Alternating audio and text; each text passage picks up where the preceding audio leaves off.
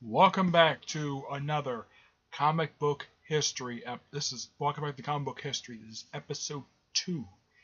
And the topic in this episode is, simply put, changes in origin stories in other media. Okay? There are some changes that are acceptable and some that are really not. One of the biggest examples of this, basically, whenever you have a good origin story in the comic, and yet the movie origin story is really, either a movie or TV show are really bad. Now, there are two origin stories that have been adapted and have been really good. Well, in the case of Superman and Batman, these two, there has been no change. In Batman, you have the death of the Waynes and him, training for years. Okay?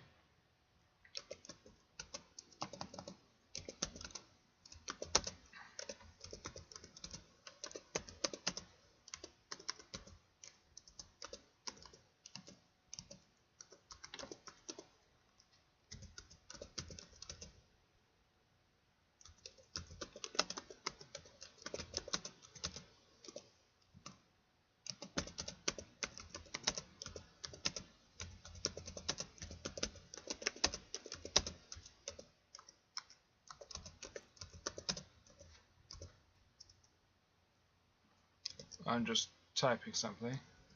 Sorry about that. Alright. Now, in the case when Marvel characters have been adapted to screen, in the case of Iron Man and Captain America, there's very little change and mostly it's intact. In the case of the first Iron movie, which had the origin story, they took the Warren Ellis origin story, not the origin story that Stan Lee, Larry Lieber, and Jack Kirby gave back in the 60s, because that was more recent. And it felt more up to date than, let's say, setting it in, let's say, Vietnam or China. Afghanistan was more plausible choice. Okay, I didn't mind the adaptation of this one. I'm sure some hardcore fans probably would prefer that they used the classic origin one, but it would not make sense in the case of the modern terms. The reason why they chose that one, because Afghanistan was very recent.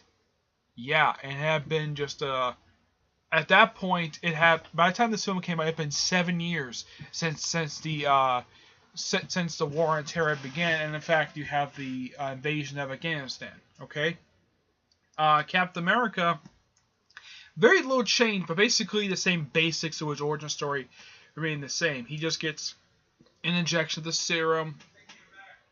Okay. Hey, you know where I ran into the table, by the way? Who? As I was going in, Mom was coming out.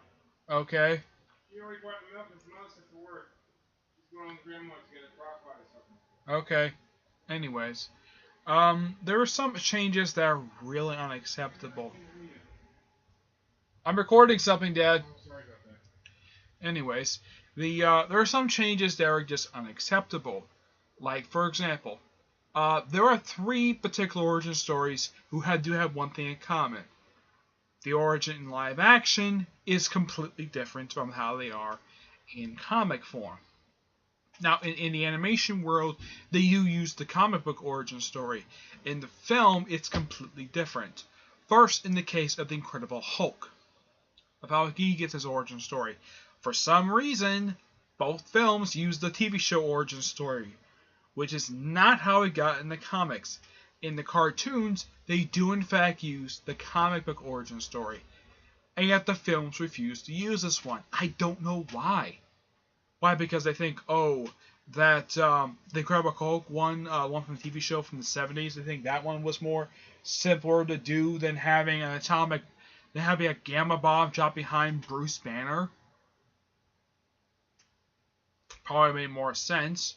Or in the case of Fantastic Four, where in the case of the 3 origin stories they've done for films, including this one, including the Roger Corman one, where in fact Doctor Doom is involved in the origin story, and yet in the cartoons and even the comic book origin story does this too. Doctor Doom is not involved in the origin story at all. There is no reason for him to evolve in the origin story. Oh yeah, the reason why they do it, so they can tie in the villain to the heroes.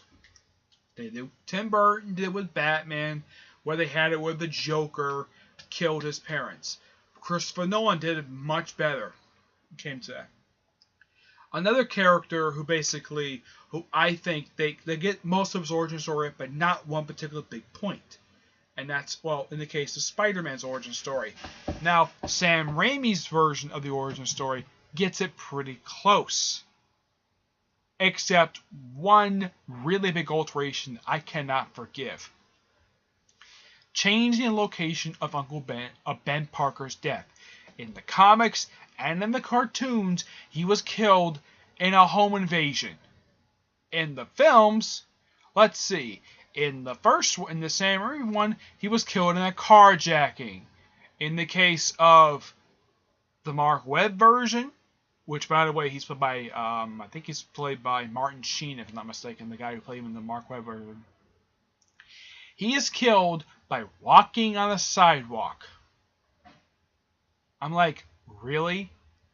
Is it so hard for these directors to do the home invasion thing where he's killed in a home invasion? The cartoons use his origin story every time. Heck, even if it's implied, they still use it. Heck, even Ultimate Spider-Man, a show I don't like very much, excuse me, they use this very origin story. And yet, the films will not use this at all. Maybe this will be the case of Marvel finally get this done correctly. Maybe eventually they'll do it for Fantastic Four also, but... And yet, for Incredible Hulk, they use the TV show version instead of using the comic version. I don't know why. But the Sam Raimi one got much more closer than Mark Webb's. That's one thing I would hold over him in the changes for it. Also, another change for characters. The one change in the case of Spider-Man I will never forgive is, in fact, where Sam Raimi gave something that kind of bothered me in the film. I'm like, why does he have organic web shooters? Heck, I've watched the Spider-Man cartoon. He has mechanical ones, not organic. What was the whole point of changing it? It's so stupid. The one thing I can hold Mark Webb over for this is the fact he got this right. He built more. He actually built the web shooters in his bedroom. The mechanical web shooters, he made them mechanical. Unlike in Sam Raimi, where they were organic, Mark Webb got this part right. But yet the origin story is completely stupid. Like, okay, they have it where in the Mark Webb version where he's in Oscorp, he walks into a random lab who just happened to have 100 spiders and he gets bitten on the neck. What was wrong with... Now, even in the Ultimate Comics, they actually got his origin story done correctly. Where, in the case of that one, which they kind of used this one a little bit for the Sam Raimi one, especially since Mary Jane was there. In the course, in the comic, Mary Jane wasn't invented yet. But he was at a science expo, and he gets bitten on the hand, not on the back of the neck. That's one thing Mark Webb got wrong in the case of that. I mean, that is an important thing when it comes to Spider-Man. Basically, now, Sam Raimi had the wrestling match, had the science expo, had the spider bit him on the hand. It had all of that. It had even had the guy who was the burglar. Basically, him just running by, but they kind of changed it a little bit where he wasn't wearing a Spider-Man costume at that point. I mean, yeah, they do cut out the whole thing where he tries to be a showman. Fine. But at least Sam Raimi got mostly done correctly. In the case of Mark Webb, he got it completely wrong. He did a completely different origin story, and yet this is supposed to be sort of similar to how he was in the Ultimate Comics. And yet the Ultimate Comics used the classic origin story as his origin story, with some slight changes here and there, but they kept certain things. They kept the wrestling match. They kept the fact he was bitten on the hand, not in the back of the neck. The fact he had bitten at Science Expo. The fact this happened at Science Expo. Not a freaking Oscorp. Well, they kind of had that in the Sam Raimi one, but he was in a lab. And there were people around him. Unlike in Mark Webb, he's in a room all by himself, and there's hundreds of spiders around him. And one just happened by his neck just by sheer coincidence. Yeah. Now, I do like the Mark Webb version and how they do stuff differently from Sam Raimi's, but I don't like how they do the origin story in the Mark Webb version. The Sam Raimi one got this one done correctly, except in the part of Ben Parker's death. Now, I would not mind seeing Ben Parker's death again in flashback, but whoever's directing Spider-Man Homecoming, can you please get the death of Ben Parker done correctly? Not have him where he dies by carjacking or dies by simply walking on a frickin' sidewalk. Come on, is it so hard for having him to die at the Parker home, being shot by a burglar? I mean, yes, this has happened in real life. I mean, not near me, but it have been reports of people dying in home invasions. As a matter of fact, there have been films where basically there have been home invasions, and yet, oh, the Spider-Man films are too scared to do a freaking home invasion in the films. Okay? How hard is it to keep Ben Parker at home and have him be shot by the burglar? Well, they never give him a name in the comics. In the Sam Raimi film, which they do use the correct version of this, where he gets shot by the burglar character, and pretty much, like, even how he defeats him very early on in the Sam Raimi film, they actually got that from the actual comic itself. In the case of the Mark Webb version, he never found the guy at all. As a matter of fact, his face was never seen. And in fact, the whole subplot of him finding him was completely dropped. Now, if they're going to do this origin story done correctly, do it in flashback, do it in just a few minutes, just do the highlights, but please, for the love of God, have Ben Parker die in the Parker home, in a home invasion. I mean, in the origin story, they don't show it, but yet they allude to it, is that the burglar breaks into Parker home while Ben and May are home, and why he's there is it's actually revealed by a different writer. But he's shot in the Parker home, and they don't show his body. They don't show him. It is referenced that he died. In the case of... And of course, one thing I can hold Mark Webb, he did this, it was right. He did have Richard and Mary Parker in his films. Sam Raimi never brought in Richard and Mary Parker at all. But I do praise Mark Webb for bringing them in. But as for what the profession was, they never alluded to it. It kept going back and forth. Were they corporate spies? Are they spies of the CIA? Nobody knows. That was one thing kind of confusing about Amazing Spider-Man 2.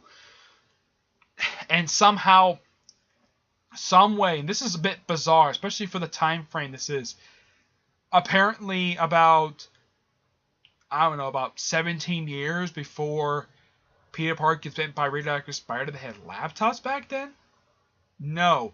I would think that this flashback would take place probably in, if I would dare say, the 90s, which they technically don't have laptops this sophisticated. And also, having it where the past 13 years, where it actually is more like 10 years per se, 10 years, where apparently it's been hold in loading for 10 years.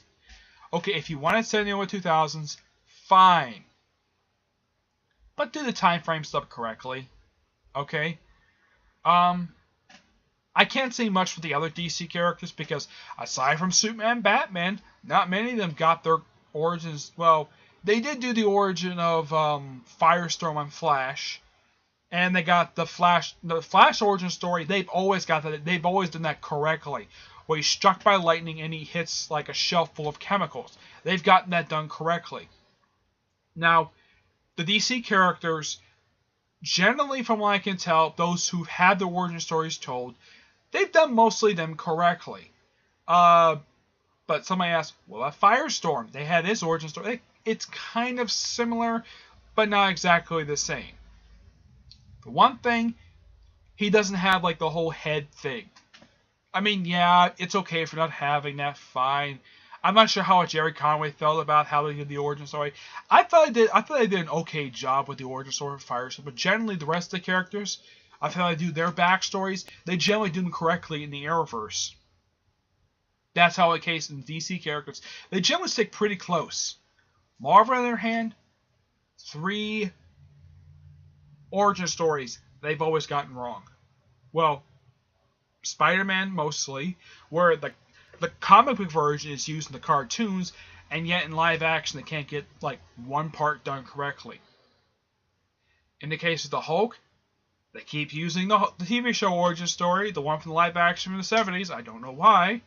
In the case of Fantastic Four, they had to shove in Doctor Doom for no explained reason.